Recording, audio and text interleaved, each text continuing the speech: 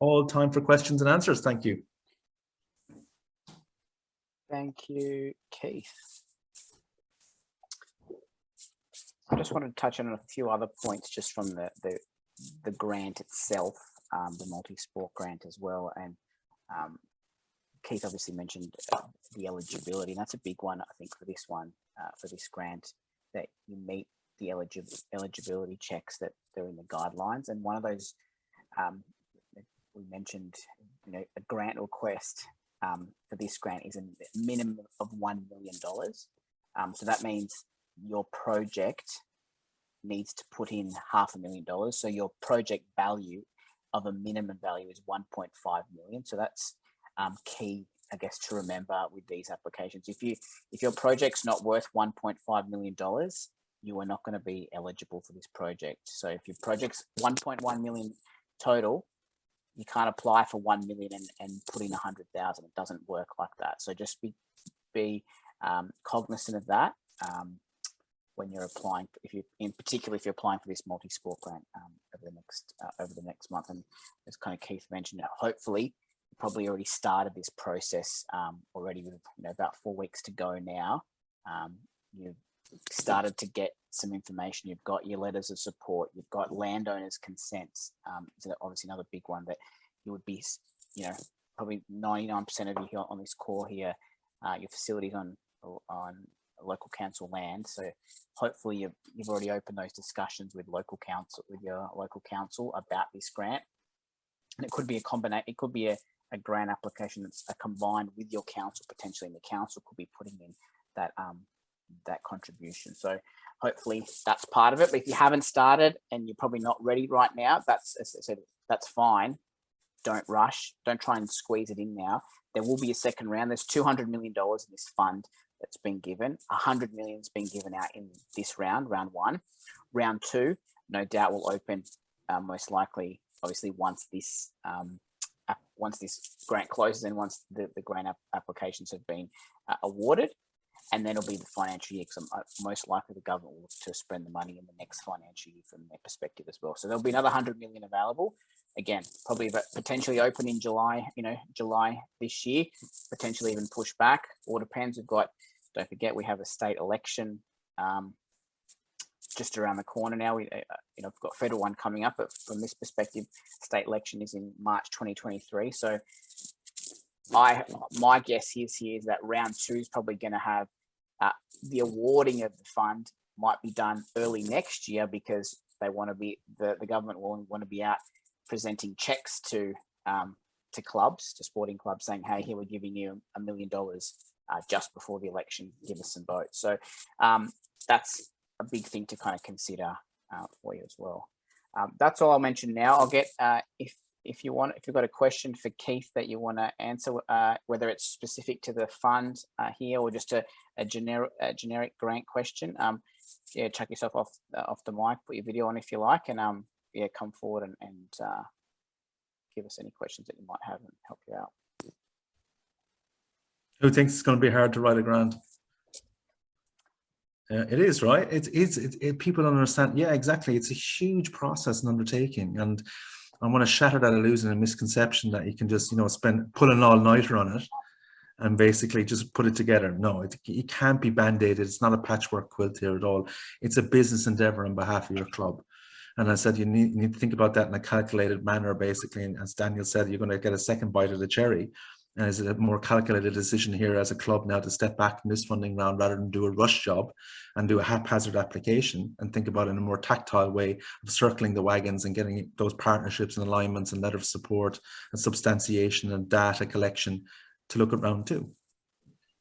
All right. So I'm not trying to scare you away, but I'm just trying to make you aware of how much is involved and how competitive it is, basically, in terms of the awarding of this, and how competitive it is, but on and off the pitch as well.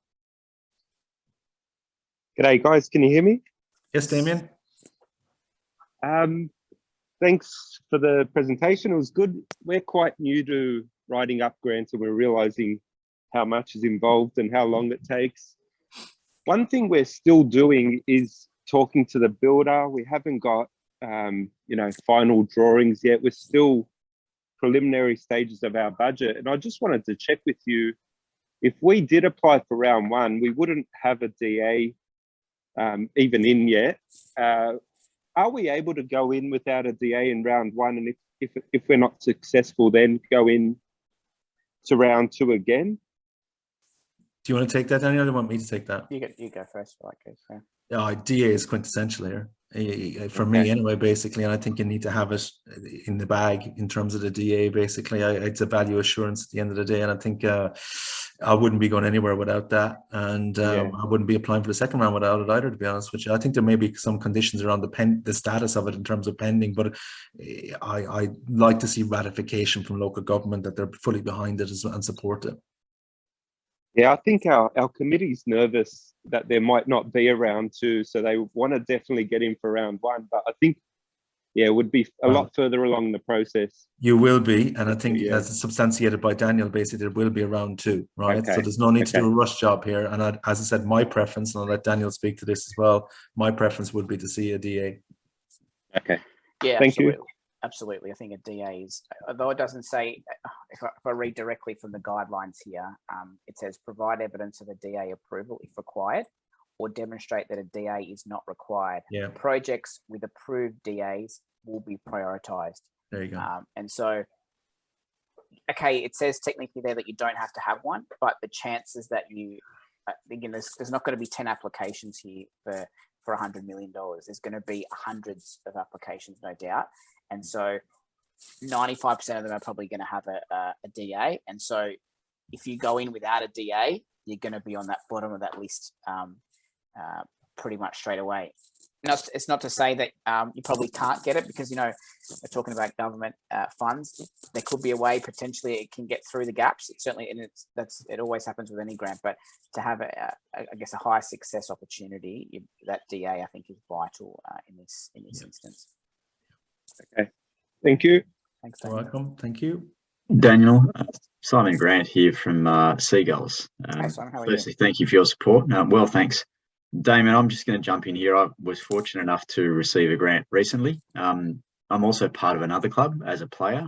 And the one thing I'd say around the DA is it's definitely worth getting, because you also don't know what the council's plans are. And given that most of us are on council land, the club that I play for, not the club that I'm the committee member of, had a discussion recently with council around developing their clubhouse, and the council was all over it. And then when the time came to actually get the letter of support, we've actually changed our mind. We're looking at a broader scope for that field now. So if you apply for a grant and you don't have that permission from the council, it can all fall over, and then all the hard work you've done to put into it just blows away. And having spent numerous years applying for grants and finally being successful, when you get it, it's great, but the heartache you go through in the lead up to it isn't fun. So that'd be my piece of advice as well.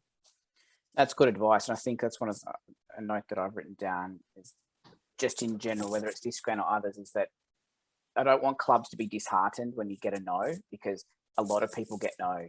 If you look at the last Greater Cities Fund, for instance, that was open, there was over 100 applicants. About 25 to 30 applicants were successful. So there's a lot of people that have missed out on that. And a lot of people seem to scrunch up the grant and throw it away and say it's too hard. I encourage people to just get back on the wagon and try again. You've got to keep throwing. You've got to keep putting your hat in the ring, because if you put in once and say no, you're probably not going to get.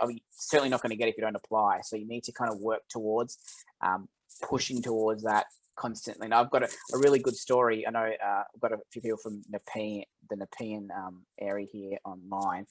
Wentworth Falls is a really good example of a club that had applied for 20 odd years for some money. They put money aside each and every year. They eventually got a grant only a couple of years ago now, but they've got a $1 million facility now where they can call a clubhouse, etc., with their new toilets. Compared to what they have, it's chalk and cheese. But they just kept on put the hat in the ring, and eventually, hopefully, it doesn't take 20 years. That's obviously a long case for them. But if you keep trying and keep reconstructing that grant application you have and changing what you can to it and making it better each time, you're going to get yourself a better chance to do that. anyone else that's got any questions? If there's any other questions, I guess not now, or you want to just email myself afterwards, that's fine as well. I'll got my details that as well, but anyone else? Last couple of minutes. Keith, this is Paul Simeone. Hi, I Paul. was just inquiring, going through, I've part of Abbotsford Junior Football Club, and we've been successful in some smaller grants over the last few years. But one of the things I found is the time, the consumption of time and effort and resources to get these applications in. It just feels like it's taken years just to get an application in, and trying to coordinate it and do that. Do you actually assist clubs in preparing applications? Yes, we do. We write, draft, and edit and proofread on behalf of clubs as part of the service we provide. So a two-pronged approach with clubs, Paul, and this is for everyone here as well. Clubs will either come to me with a written draft, and I'll play devil's advocate with a red pen and track changes and give them recommendations about where they need to backfill or where they need to enhance. Or I'll be there from the osmosis point in terms of writing it with them, basically drafting it, as I said, editing it, working. They'll give me all the subject matter to work with. I'll come back to them with a series of questions for points of clarification, and we'll get to the point of submittal. Yeah, that's excellent, because we do collecting the information. I'm an accountant, and I do a lot of budgeting and that sort of stuff. But there's a lot more involved in that, in just grabbing everything together and actually looking at where our weaknesses are, and ensuring that we sort of tick that box, so to speak. It's a tough one, and I said last time it probably took me weeks and weeks, actually months, and it just felt like I aged 2 years. Well, I'm 17 and a half, by the way, if you're looking at me. But yeah, it's very much, it's a process, right? And I'll give you my world at the moment. Everyone, at the moment, I'm working on 11 different grant applications, 7 of which, by the way, are due in the next 2 weeks. I'm working on 3 tenders as well, basically at the same time. So it's all about time management and project management, and I'm still pulling 12-hour and 14-hour days. But it's very much that basically we have to take it, legitimizing every step of where we are, going back and look at drafting and where we are, and even what the club that Daniel mentioned, basically from the Blue Mountains, wasn't it? Very much basically that the 20-year I like what the aspect of the 20-year process. They put money away, right? They had a financial plan about being solvent and basically being understood about financial capabilities, and still applied every year. And what I'm saying, that's your mandate, that's your starting point, and then you evaluate your applications, whether you got them or not, what was right, what was wrong, build up the delegations, work with Daniel, work with Football New South Wales, work with your political advocates, basically, and have other ambassadors' message. But it is a process, and I want to be very blatant about that with football clubs, that if you, as Daniel said at the outset, if you're starting this now, no, it's too late. And you need to be cognizant of that. And I think we're all busy. We're all busy as volunteers in football clubs. We're all busy as coaches. We're all busy as mums and dads. We're all busy as players. So where are you going to find the time on top of that, on top of running a football club, to suddenly write a grant as well? What I'm suggesting to football clubs is to think about as subcommittee, or appointing someone on the board who's got this skill set, knowledge, expertise. I can dovetail in as you need be, but the astute thing to do would be to get someone, headhunt them, who understands, with a marketing and comms background, who can write basically to that level and degree, and basically can feed into that process. And you can still use me, and it's more cost effective than to use me on the periphery. But that's what I mandate in the first instance for football clubs, which means having a vision for your club about who's on your board, who's on your committee, what roles, what delegations, what skill sets are they bringing, and then delving down into looking at all the funding that's available for your club. So when I talk to clubs, I talk about fundraising, sponsorship, crowdfunding, grants, bequests, alumni giving, setting up your own sporting foundation, working under ASF, working closer with Football New South Wales and your local association. And they're going, whoa, whoa, whoa, slow down. We haven't done the first one yet. And it's very much, that's where you need to be. You need to be thinking of that wider remit. Okay, thank you. You're welcome. Thank you. Anybody else?